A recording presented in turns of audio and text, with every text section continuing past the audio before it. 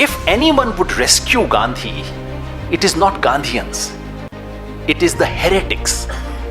Those who critiqued Gandhi, those who had the courage to distance themselves from Gandhi, they are the ones who would rescue the legacy of Gandhi. And today when I look back, Lohia was absolutely right. The distinguished citizen of Bangalore gathered here. We are here to remember a very, very special person. And it is a mark of how special he was that we have such a distinguished gathering here in Bangalore at such a short notice. Just at a time when in Delhi right now, a prayer meeting is being held in Gurudwara for Dr. Manamohan Singh.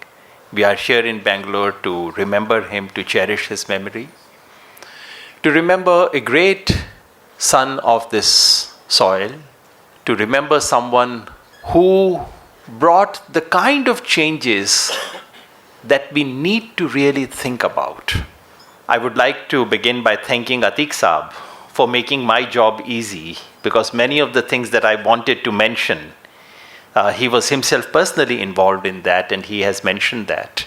So that takes away some of the load from what I wanted to say. I should also thank Jagrit Karnataka for holding this discussion, which is not merely the standard Indian-style ritual praises that we lavish on someone who has passed away. That's a very, very Indian ritual style of doing things. At the end of it, you learn nothing. So, we have this utterly meaningless ritual that happens in our public life. Everyone's death is passing of an era, end of a chapter of history, a deep vacuum that can never be filled, and things of that side. I mean, we've filled our public life with such nonsense that we actually don't even get to see what is it that we've missed by missing someone. Because the same phrases are used all the time. I'm very grateful to Jagrit Karnataka that we have organized a meeting where people who've worked with him, who've looked at him, are here for somewhat serious reflection. This is obviously not the stage to look at him as historians would, maybe 30 years from now, 50 years from now. He did believe that history would look at him more kindly, and he was absolutely right.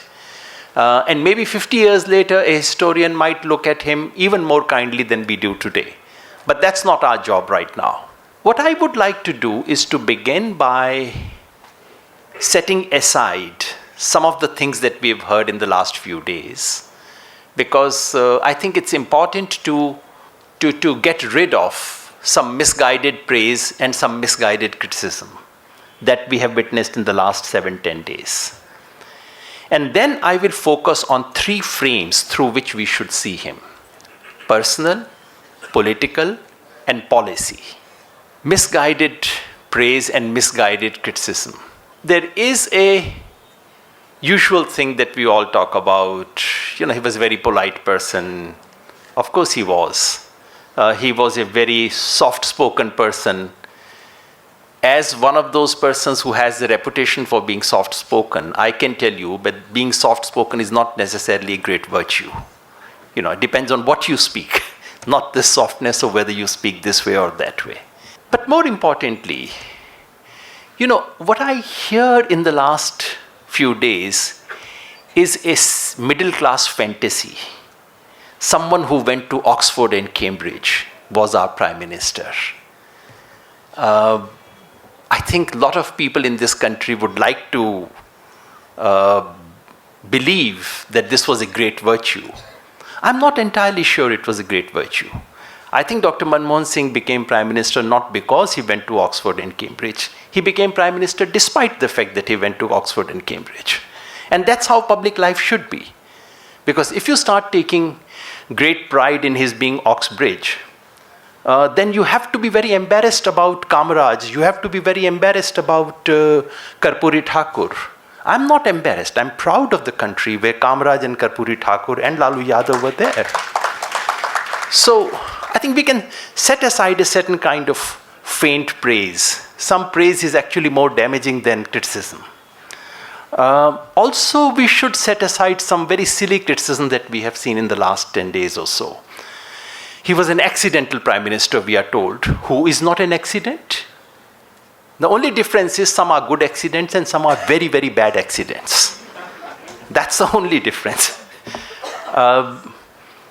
Was Mr. Devegowda not an accident? If I'm allowed to say so in Bengaluru?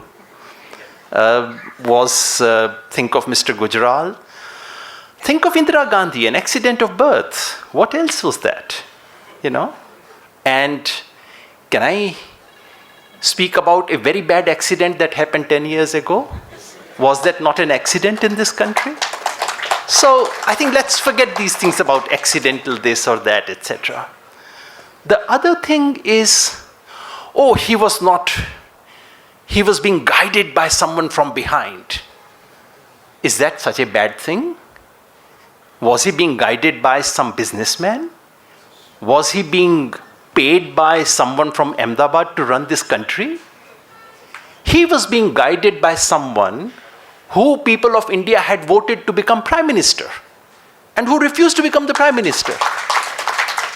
So what is this shady thing? As if someone is whispering about some secret affair that's happened in the dark alleys of Delhi's corridors. No, sir, this is a straightforward democratic thing. And as he himself said more than once to people, look, you can't have two power centers. Basic decisions are taken by the party, namely by the leader of the party. What's so strange about it?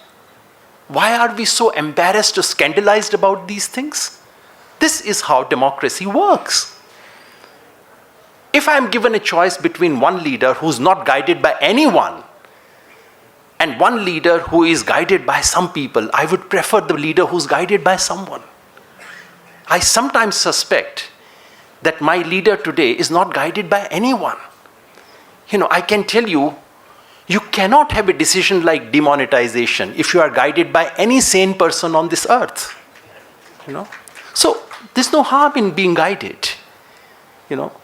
So that's why I said, let's get aside some of the stuff that's being talked about.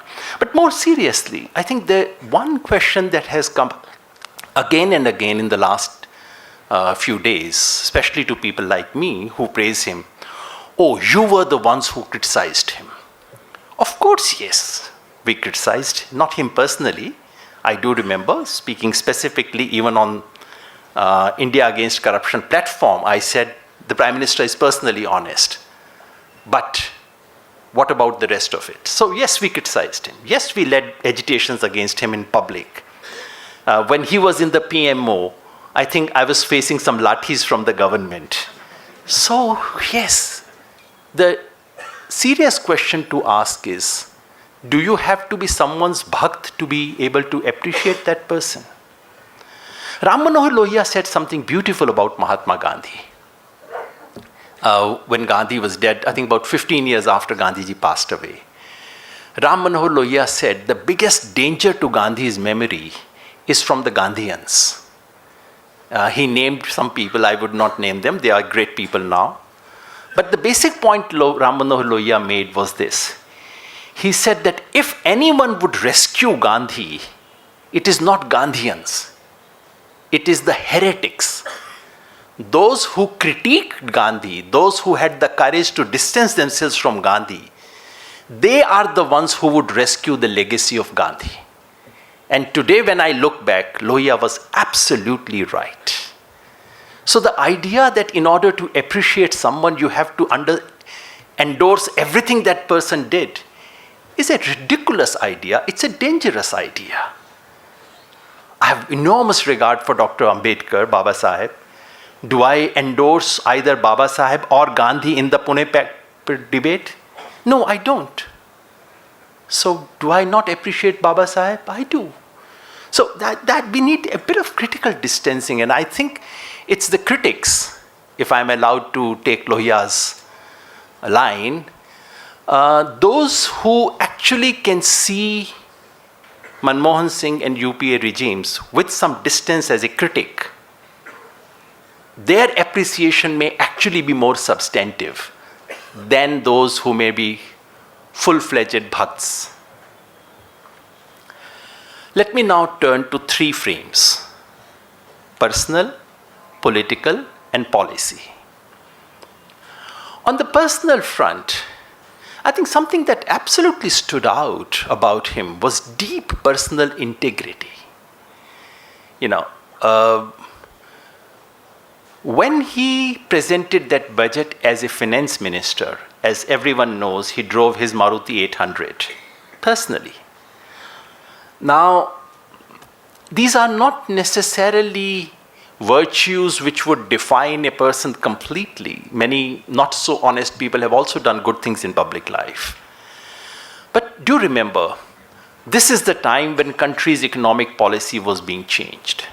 This is the time when every single decision taken by Dr. Manmohan Singh, many of those were not even understood by the Prime Minister of that time, Narasimha Rao, because these are such technical decisions of policy that were taking place.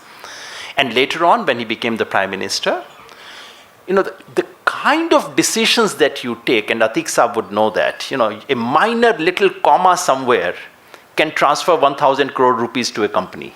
This is the kind of decisions you take.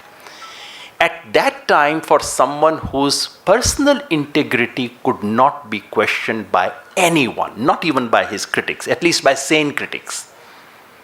And once when a little allegation of coal scam came to him personally, many journalists have recorded that, how anguished he was and how completely silly that particular allegation was. So there is an element of deep personal probity, integrity, which we should normally take for granted in public life. But can we? Sitting here in Karnataka, in Bengaluru, or places in Delhi where I spend my time, this is something you can hardly take for granted in most people who occupy high offices. There was also the other thing that Atiq Saab brought out. Not just being soft-spoken, but actually ability to learn from anyone and everyone. I remember meeting him, my first serious meeting him was in 2003 when he was in opposition. He was the leader of the House, leader of the upper house then. And Congress had lost 3 elections. So somehow, some people in Congress thought they should call a psephologist to explain to them why they lost. Normally, I understand politicians know why they lose elections. But somehow Congress thought it was wise, and there was a committee presided by Pranab Mukherjee. Manmohan Singh ji was there, and I think at that time, Manishankar Iyer ji had called me, so he was in that committee. There was someone else as well. So I went there prepared. I was a professional analyst of election those days. I went prepared with my bullet points and so on, and I made those presentations.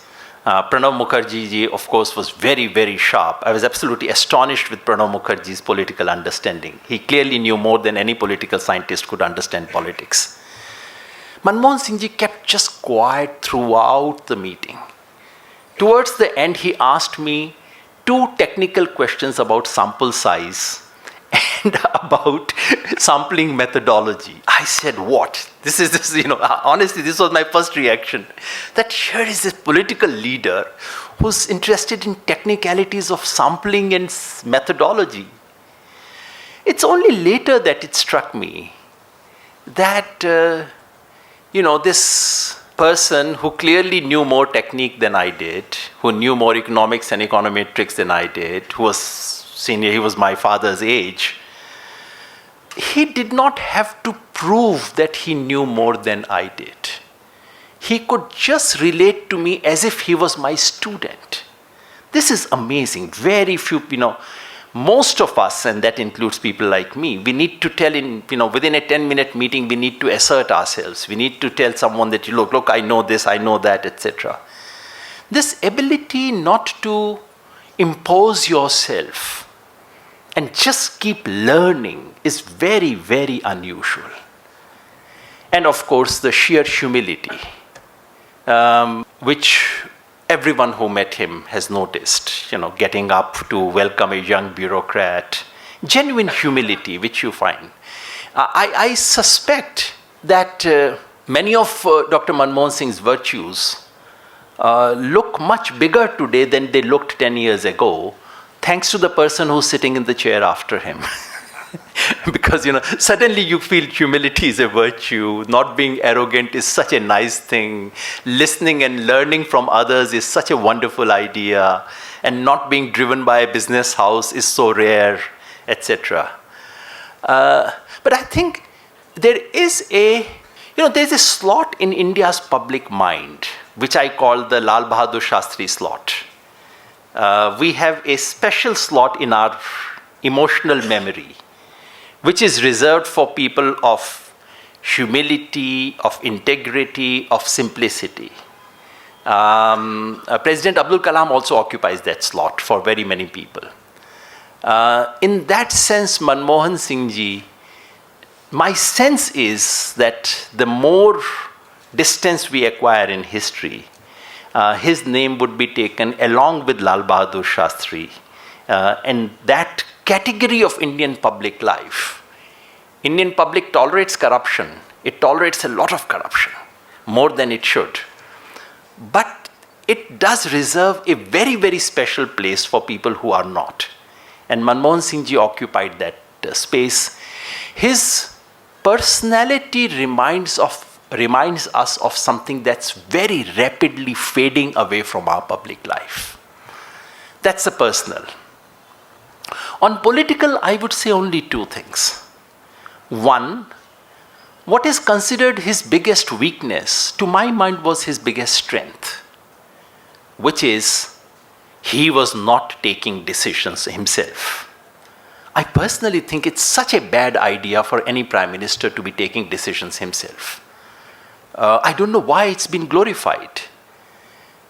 It is the nature of Indian civilization is such that any power arrangement needs to be coalitional arrangement. Coalition is not a special condition of power. Coalition is the most natural condition of power in a civilization like India. And I keep joking with my friends. When I was in political science, I used to say India has always had coalition government. We were writing in 1990s when United Front government had been formed, and people used to say, oh my God, coalition government has arrived in India. And I used to say, no, India has always been governed by coalitions. They would say, how? I said, well, now the coalition is called United Front. Earlier, the name of the coalition used to be Indian National Congress. Indian National Congress is a coalition, has always been a coalition. It's a coalition of regions, coalition of ideologies, coalitions of social interests. And that actually fits the nature of this country. And in that sense, Dr. Manmohan Singh exemplified that coalitional nature of power, which is to say consultative across layers, and consultation is not always something that yields very fast results. Consultation is also not something that always leads to the best consequences. But it prevents you from the worst consequences.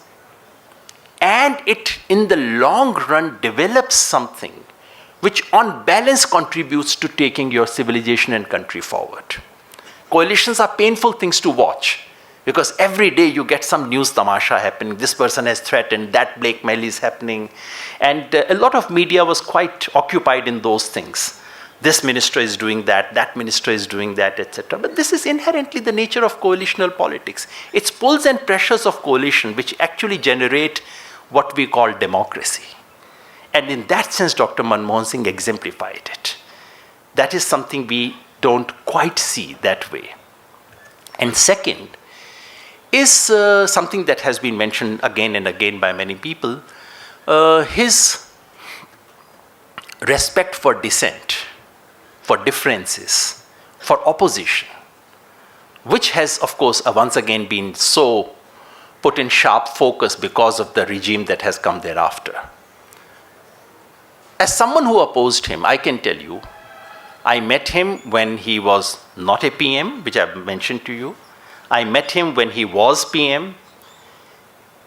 After that, I opposed him on streets. I was involved in an agitation targeting his government.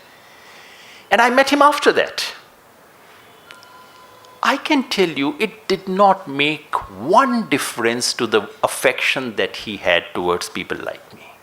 He had a very Punjabi accent. Oxbridge, all right, but his accent was very Punjabi. So he would not, like Bengalis do not call me Yogendra, Bengalis call me Jogendro. And the Punjabi pronunciation of my name is Joginder. So he would just very softly and with such affection, when I met him a couple of years after, he was not the prime minister, and obviously anyone could have blamed people like me. You were the people who were responsible for bringing my government down. Nothing of that sort. Not one iota of unease, anger, angst, complaint. He just wanted to know from me, how do we take this country forward now? Because Modi government had unleashed some of its plans, and he was very anguished about it. He was not the Congress leader. He was not in contention anymore. He was just a concerned citizen who wanted to learn from his opponents about how to take this country forward. That's so completely rare. And this acceptance of divergence of opinion, dissent, as some people have reminded, Jawaharlal Nehru Students' Union took a decision to oppose the Prime Minister when he would come to JNU. Or something of that kind. There was a decision because Omar Khalid has written about it. And the Vice Chancellor, of course, thought this was going to be a very bad thing, so the Vice Chancellor decided to take action against students. And a message went from the PMO to say, don't take action against students. It's perfectly all right for them to wish to oppose the Prime Minister. Now, this is the essence of democracy. That is what we should remember him politically for. Finally, on the policy front, I think you mentioned that in your introduction. The fact is that people like us, that probably includes many friends who are present here, we were all initiated into politics on an opposition of LPG. I can tell you about myself. In the 90s, when we were entering politics, the one thing that we learned was that LPG was the biggest disaster that happened to this country, and that Mr. Manmohan Singh is personally responsible for that disaster. This is how we were taught. And although none of us questioned his personal integrity, because that was really beyond reproach, but many of us did believe that liberalization, privatization, and globalization, which we all clubbed together in one single package, we thought this policy took India, this was a U-turn in India's policy, and it would be a disaster for India. I know most of my friends continue to believe so. And they would today appreciate Dr. Manmohan Singh for his secularism, for his other things that Atiq Saab mentioned. But I think it's time to ask ourselves a question. If I ask myself what I thought would happen after LPG to India, did it actually happen? I was taught by my respected ideologues, all of us who belong to different shades of the left. We were all taught that India was headed for a complete disaster. That did not happen. We were taught that India was about to be economically colonized by the US. It did not happen that way. I'm not saying that I have become an advocate of liberalization, privatization, and globalization. All I'm saying is that someone like Manmohan Singh left a question with us. A question which is an uncomfortable question for us. Unfortunately, most of the memorial meetings are about matching the belief of the person who's passed away with myself. Whatever matches my belief, I praise that. Whatever doesn't match, I keep quiet about it. I think a more honest appraisal would require that we also let the light reflect on us as well. If you look at the speech given by Dr. Manmohan Singh in 1991, he does not say that privatization was something that should have happened 50 years ago and it has been delayed. No. He says Now we have reached a point where I think India can take on global competition. It's a very different argument from the argument of this doctrine of free market fundamentalism. What I'm trying to say is, Manmohan Singh was not a free market fundamentalist. As Atiq Saab's story about agriculture and agricultural loan waiver shows, any free market fundamentalist would have opposed it. He did not. So, what he offered to us was a different version of capitalism. I must confess, I used to joke about it. One must be honest in these meetings, in appraisals and so on. I used to say, well, we have an option between capitalism and capitalism with 20% discount. So this is capitalism with 20% discount. Now that I reflect on my own jokes and think about it, 2 or 3 things strike me. Number one, 20% discount is not a small thing. It's a matter of life and death for maybe 20% population of this country. Things like Narega, things like RTE, things like loan waiver for the farmers. And yes, Atiq Saab mentioned something which most people don't remember.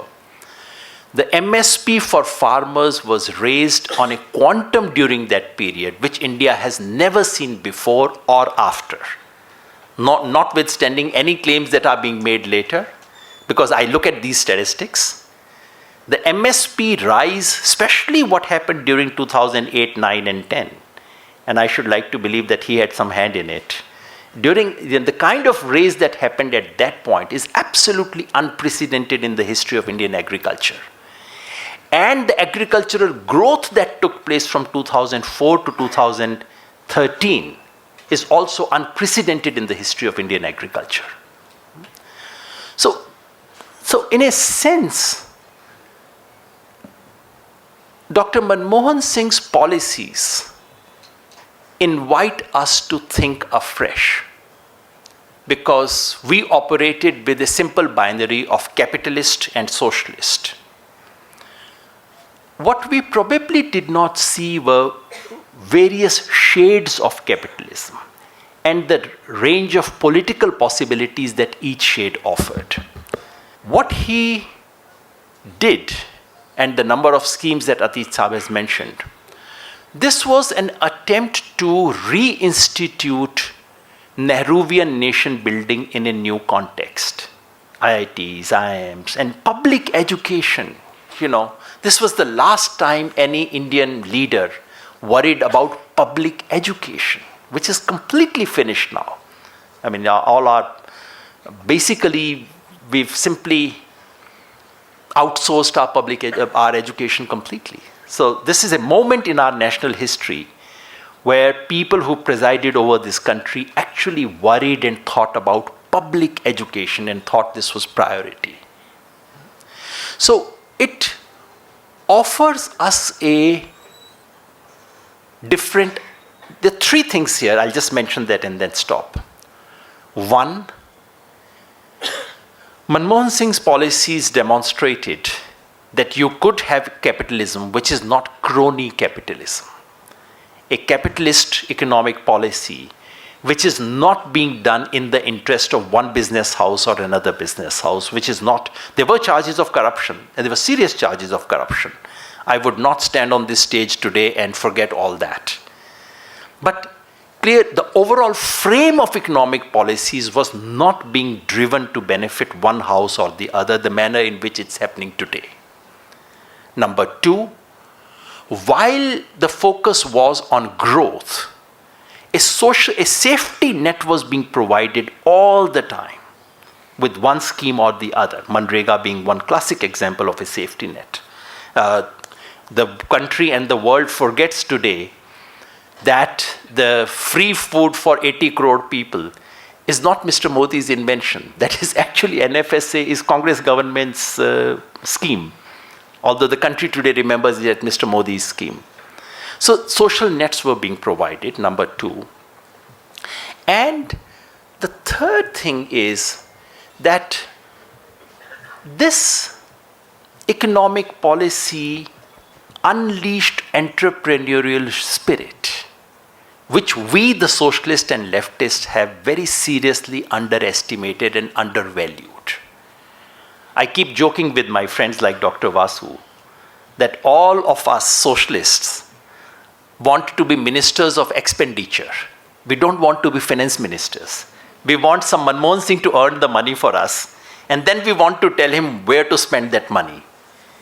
I think it's so people like Dr. Manamohan Singh actually remind us that the economic policy issues that he framed for this country are issues where a simple and lazy criticism will not do. I'm still not a convert to that policy. But he, and I would say among the proponents of liberalization, only he, because he practiced it in a way which was clean, which was humane, he leaves us with a question which is not a personal question, a question which is not just a technical economics question, a question which is about the future of our country. And it is in the nature of great leaders and great minds that not only do they guide us, not only do they answer many things for us, they also leave us with some very big questions. I remember Dr. Manamohan Singh and pay my sincere condolences to his memory, to his family, to everyone. Thank you. ಮತ್ತಷ್ಟು ವಿಶೇಷ ವಿಡಿಯೋಗಳನ್ನು ನೋಡಲು ಮತ್ತು ಹೊಸ ವಿಡಿಯೋಗಳ ಬಗ್ಗೆ ತಿಳಿಯಲು ಈ ದಿನ .com ಯೂಟ್ಯೂಬ್ ಚಾನೆಲ್ ಸಬ್ಸ್ಕ್ರೈಬ್ ಮಾಡಿ ಮತ್ತು ಬೆಲ್ ಐಕಾನ್ ಕ್ಲಿಕ್ ಮಾಡಿ.